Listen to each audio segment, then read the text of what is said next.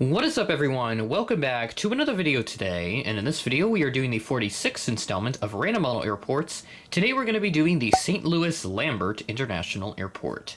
Thank you to MSP Aviation and RC Models and More for suggesting this airport. If you have any new suggestions for new Random Model Airports, feel free to leave them in the comments below.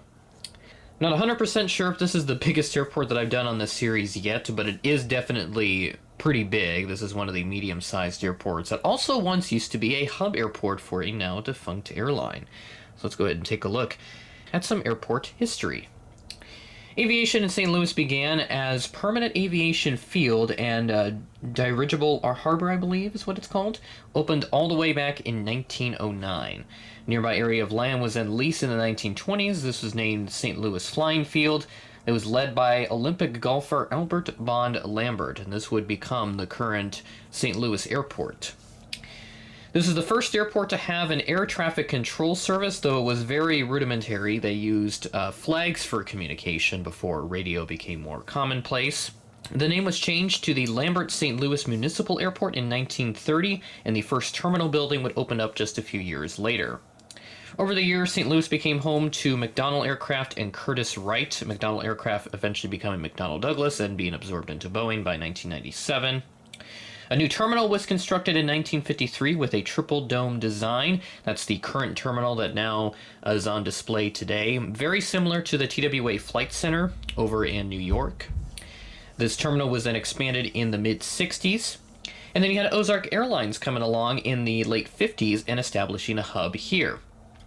The name was then changed again to the Lambert St. Louis International Airport in 1971, and they have changed the name a little bit again, as it's now the St. Louis Lambert International Airport, so now prioritizing the city name over the namesake. There was a proposal to replace St. Louis in the 1970s with a new airport, but this was rejected due to various logistical issues. Instead, they did expand on St. Louis. Then you had TWA coming in the 70s, and they designated St. Louis as a hub, mainly due to Kansas City not being sufficient for their needs, as they had constructed a couple of semicircular terminals, 3 of them specifically, and they were not suitable for TWA's needs. They wanted an upgrade there. Kansas City said, no way, we can't do it, so they moved everything to the other side of the state. Then TWA would acquire Ozark in 1986, and TWA would then account for over half of St. Louis's operations. St. Louis would then become TWA's main hub in the 90s ahead of JFK, mainly due to restructuring and stuff, and they focused on a lot more domestic stuff. They still had some international routes, but not as much as what they used to. St. Louis would then see a decline in the 2000s once TWA went bankrupt and was acquired by American Airlines in 2001. American Airlines would keep the hub status for a few more years. They wanted to do it as a reliever hub for Chicago and Dallas, but then you had the decline in air travel following the events of September 11th, and I believe also the Great Recession may have played a role in it as well. There was no longer a need for a reliever hub, so Americans started dismantling the hub by cutting flights, and eventually the hub was closed by 2010.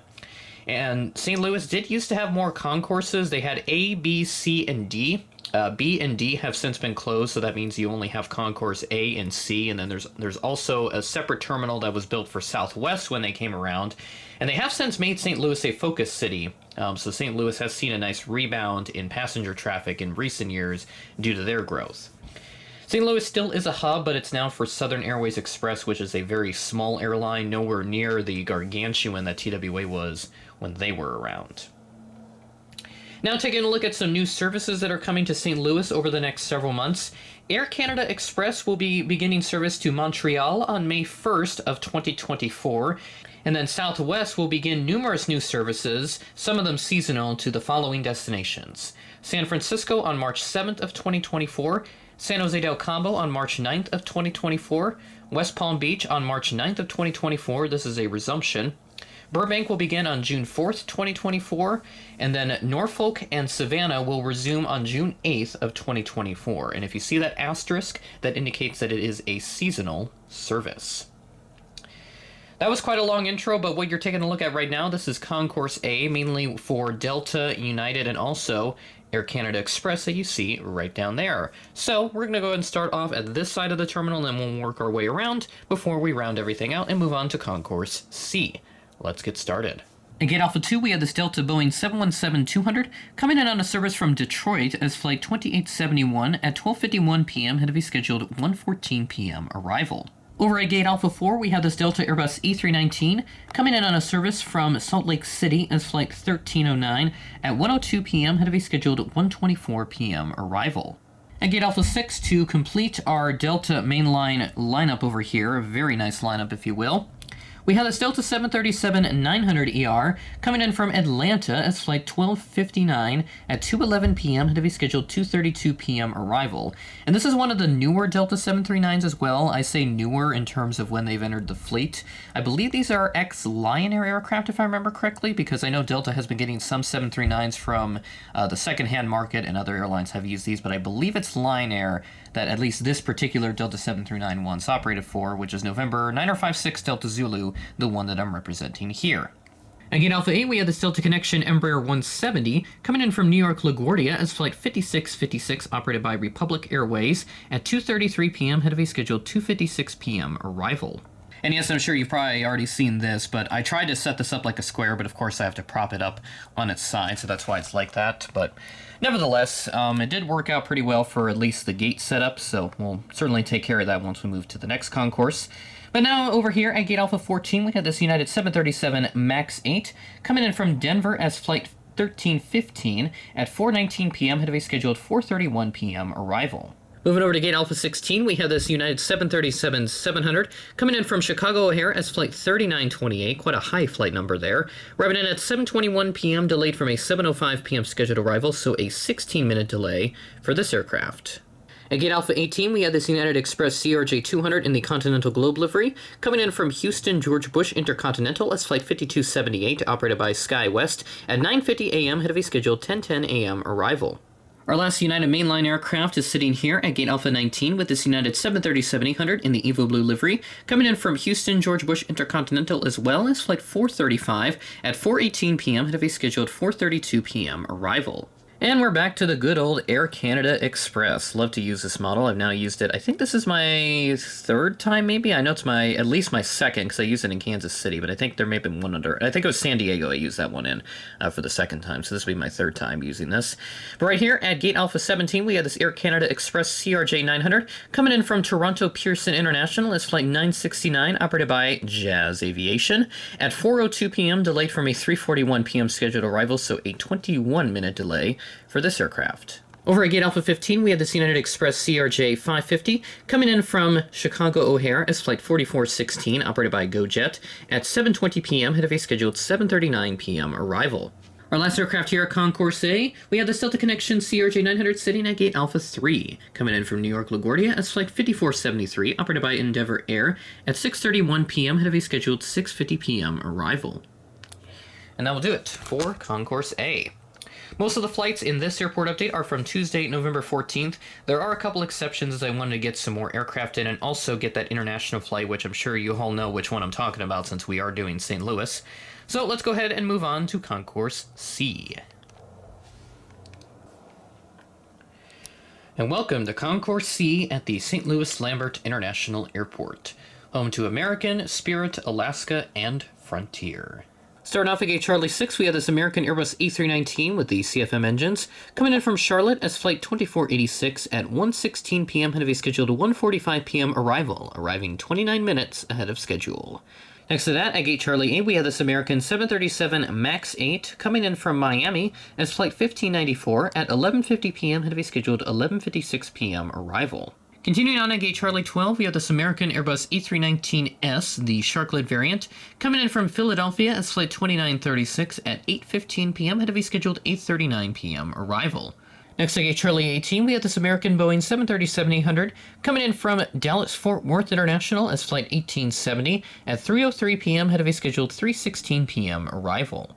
Both American A320s in action, side by side next to each other. So we'll just take a look at the CFM A320 that I have sitting here at Gate Charlie 24 first. Coming in from Charlotte, just like the first aircraft that we took a look at for Concourse C. This is Flight 2497, arriving at 5:02 p.m. and have a scheduled 5:17 p.m. arrival.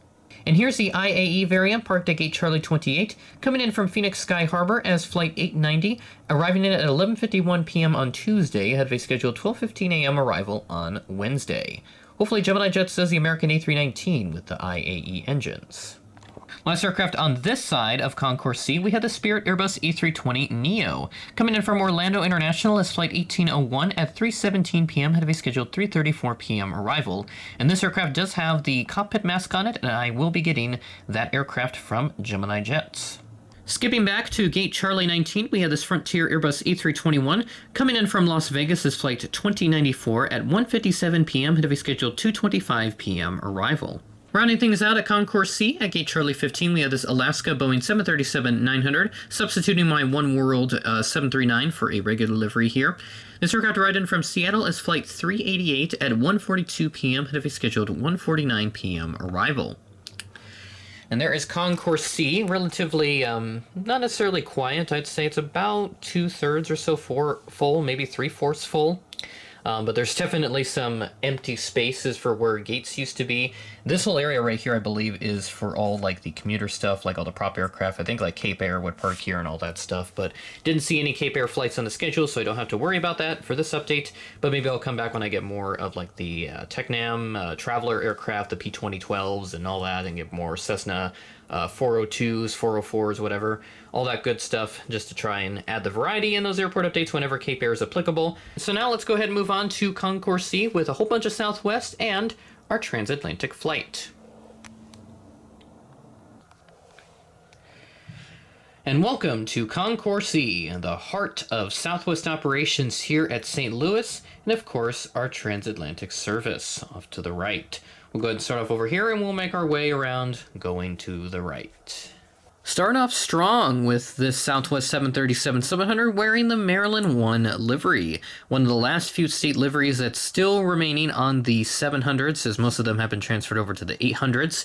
This aircraft arrived in from Jacksonville as Flight 3143 at 12:33 p.m. ahead of a scheduled 12:40 p.m. arrival. Next to that, at gate Echo 10, we have the Southwest 737-800 coming in from an airport that I have a regular series of on the channel, Des Moines, Iowa. This arrived in as Flight 2087 at 6:11 p.m. ahead of a scheduled 6:35 p.m. arrival. Next to that, at gate Echo 14, we have the Southwest 737 MAX 8 coming in from Dallas Love Field as Flight 1733 at 9:42 a.m. ahead of a scheduled 10 o'clock arrival. At gate Echo 16, we have the Southwest 737-700 coming in from Philadelphia as Flight 1654 at 9:26 a.m. ahead of a scheduled 9:45 a.m. arrival. Here is the second of 3 Southwest special liveries that we have in this airport update. Parked here at gate Echo 18, we have the Southwest 737 MAX 8 in the Desert Gold livery. This aircraft arrived in from New York LaGuardia as Flight 3408 at 2:29 p.m. on Friday ahead of a scheduled 2:35 p.m. arrival on Friday. The transatlantic service lurks in the background behind Colorado 1 at gate Echo 24. This aircraft arrived in from Los Angeles as Flight 2671 at 11:13 a.m. ahead of a scheduled 11:30 a.m. arrival. And of course, here is the transatlantic service that I've been talking about throughout most of this airport update. Parked at gate Echo 29, we have this Lufthansa Airbus A330-300. Coming in from Frankfurt, Germany as Flight 448, this arrived in at 1:35 p.m. on Wednesday, ahead of a scheduled 1:55 p.m. arrival on Wednesday. So of course I had to pull this off of a different day since Lufthansa only operates this flight 3 times weekly on Sunday, Wednesday, and Friday. If you want a video explaining why Lufthansa started this service, I recommend checking out the video AS Aviation did not long after Lufthansa announced this service, which started in June of 2022. It's a pretty good video that goes into detail about kind of why it started and the logistics behind it, and it's the first transatlantic service that St. Louis has had in about 20 years. So basically the last time they had it was when TWA was around, which is quite ridiculous. And that's it for St. Louis, the largest medium-sized airport out there. And again, thanks to MSP Aviation and RC Models and more for suggesting this airport. This took me quite a while to film and get this all put together, but very happy with how this turned out overall. And hopefully we'll continue to do more of these medium-sized airports that do get transatlantic service. So you got airports like Pittsburgh and Nashville. You got like New Orleans as well. Those are the few that have like British Airways on their schedule, which is pretty cool. So hopefully I'll get to hit up on those in the future. And I know somebody suggested Pittsburgh recently, so I'll be sure to get that done here very soon. So, with that being said, that is the end of the video. Thanks for watching, and I'll catch you in the next video.